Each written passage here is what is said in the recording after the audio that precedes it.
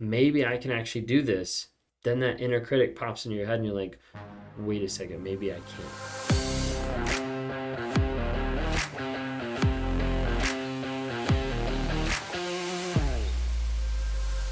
Do you struggle to see the future? Do you struggle to be like, who am I out of this abuse, or who am I to start off with that I don't even know what's going on?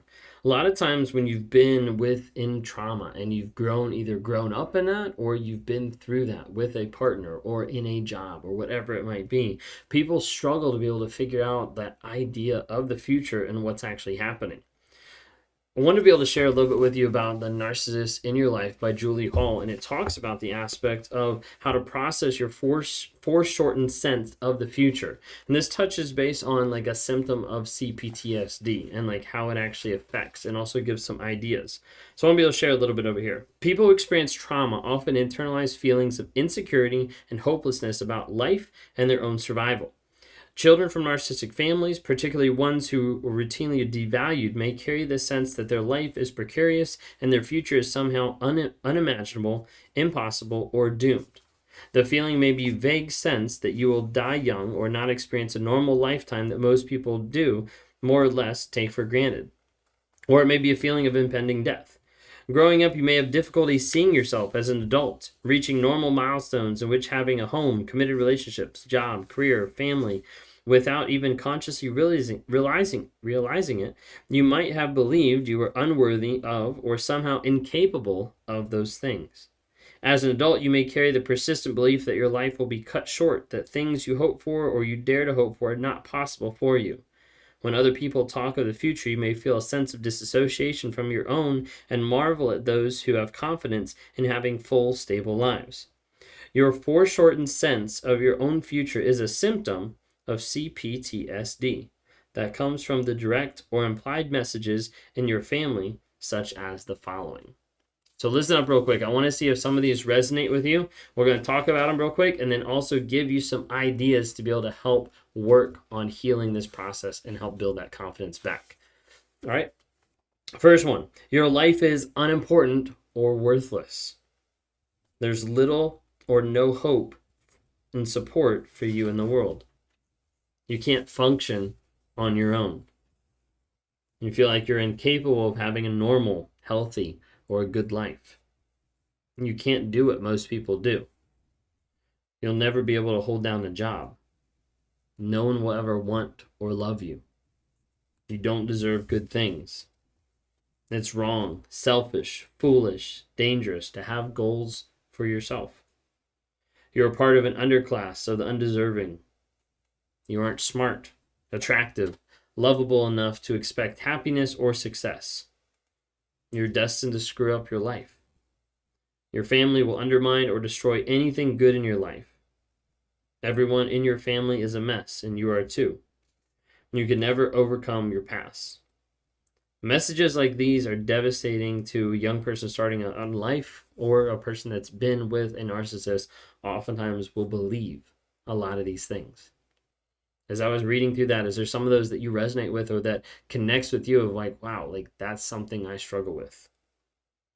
In adulthood, illnesses, financial woes, which often go together, are more common in people with CPTSD, may amplify a foreshortened future mentality. The instability that frequently comes with physical problems and money worries tend to breed more of the same and creates a vicious cycle of disability, unemployment, debt, hopelessness, isolation, and the list goes on and on. Doubting your future is a deeply painful and demoralizing state of mind, and one that you may have lived with to some extent for years without understanding that is a result of trauma. You may think you're a pessimist for harboring such feelings or believe that you can't expect better. But a distorted and a fatalistic view of your future is not something you have to settle for. It is important for you, for your well-being, and for the people who care about you, especially your kids, if you have any, that you address this belief system and take steps to move beyond it. What you've experienced is a fundamental loss of faith and feeling of disconnection.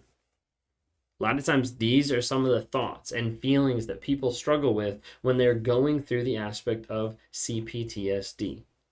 So complex post-traumatic stress. And a lot of times you'll have people that get that CPTSD after being either growing up in a narcissistic family or being with a narcissist. It gives you the idea of the crazy making of like, what just happened to me? I don't understand what I just went through. I don't understand like how they could have done this to me. I don't understand how they said they loved me, but then they just left. And it starts to put in all these thoughts and all these ideas because the narcissist has groomed you for so long to get you to the place where you think you can't operate without them. I talk to people on a one-on-one basis around the world daily that struggle with this, that struggle with the concept of, I don't know if I can go take care of getting a new water heater because they always told me I was too stupid to do that. I don't know if I can go fix something around the house because they always devalued me when I tried to work on something. I don't know if I can go out with friends because they always abused me when I came back, mentally and verbally, of how could I do that to them. I don't know, and the list goes on and on. Because when you've been with a toxic person, they've groomed you to feel like they're your bread and butter. They're the only person that can sustain you, that can put up with you, that can do anything. And when you start to step out of that, when you start to get free from the narcissist and start to think, maybe I can actually do this, then that inner critic pops in your head and you're like, wait a second, maybe I can't. Because I've always been told that I can't. I've always been told that I'm not good enough. I've always been told that I'm not worth it. And you start to think and devalue yourself. I want to caution you, if you're going through this and you're thinking those negative thoughts, to really kind of put them on trial and say like, hey, are these actually telling the correct story of what's happened in my life? So when I work with people in coaching and in one-on-ones, like one of the things I focus on is to change your story to change your life. Because ultimately, if you can change what you're believing, if you can change what you're seeing to acknowledge the truth of the situation, not what they told you and not what they put you through, but you can actually see, hey, this is what's going on. I can find healing, growth, and change in understanding the truth of the situation. And that's when you start taking back your power. You start changing the story in your mind to start believing in a new reality, in a new possibility, not the one that they put you in, not the fog that they put you in that kept you under the fear, obligation, and guilt that said you aren't good enough. Because that's not true. I want to give you a couple tidbits, a couple ideas of ways to be able to build confidence in your life and in your future when you're struggling with these ideas. Number one, create a timeline of your major life accomplishments so far. Like just sit down, write it out. What have I actually done in my life? Because so often the narcissist has told you that you're not good enough or that you haven't accomplished things. And we're talking about people that have accomplished amazing things. But then when you're a narcissist, it gets all devalued and torn down. Make a photo album or scrapbook of important events or highlights in your life. I actually went there. I actually did that. I experienced this. This was really cool. This is awesome. Make moments and memories that you remember, hey, like you've done a lot of things. Write down goals that you have for the future, including professional and personal goals. Majority of the country does not write down goals, much less even have goals. People that write down goals are a lot farther ahead of actually doing those. The people that review those goals on a day-to-day basis are almost destined to complete those. Write down those goals. Chase after your vision. Chase after your future. Make short-term and long-term social or travel plans. Challenge yourself to make plans for 1 week from now, 1 year from now, and 5 years from now. Where are you thinking in the future? Don't let the narcissist, the toxic person in your life, limit your imagination of what is actually possible, because they will do that. You're capable of more. There's more possibilities out there than what you can imagine.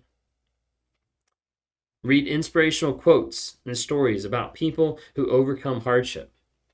I don't think it gets touted enough or shown enough, like to say, like, wait a second, take a look at everything you've accomplished, take a look at everything you've done, but also take a look that you survived.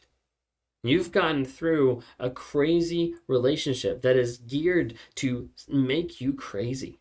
that is geared to mess with your emotions, your mental stability, and oftentimes put you in a dangerous situation, not just mentally, not just emotionally, but physically, sexually, like so many different things that have came into your life that have climaxed in this relationship, and that you're out now, you've survived. That of itself is amazing in a lot of different scenarios and a lot of different stories. Mentions here to join a faith-based organization. Find something you can volunteer in. Find something that's going to pull you outside of you to be able to help and work with others. Challenge yourself to do something you wanted to do, such as planting a garden, building a deck, taking up drawing, learning another language, or running a marathon. Start to think through, this is what I want to do. Let me go ahead and chase those dreams. Reach out to friends and share your steps with them. It's not enough just to write down your goals. It's not enough to think your goals. You got to write them down. It's not enough just to write them down. You got to review them. It's not enough just to review them. You got to communicate them. Because the more you actually communicate them to other people of, hey, I want to actually do this. Let's make this happen. That's when you start thinking farther ahead and you start actually following through with your goals. When you follow through with your goals, you start living congruent with who you want to be. And that's what builds that confidence day to day.